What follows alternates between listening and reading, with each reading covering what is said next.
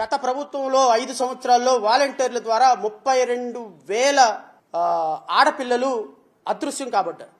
32,000 మంది. ఈ 32,000 మందికి అదృశ్యం అవడానికి కారణం వాలంటీర్. ఇది as per honourable deputy chief minister statement. So I'm requesting honourable deputy chief minister Shri Pawan Kalyan garu, 32,000 మంది ఎవరైతే గత ప్రభుత్వంలో వాలంటీర్ల ద్వారా మాయం కాబడ్డారో ఈ 32,000 మందిని తొందరగా వెతికి పట్టుకొని వాళ్ళ కుటుంబాలకు అప్పచెప్తారు అని అయితే నేను భావిస్తున్నా.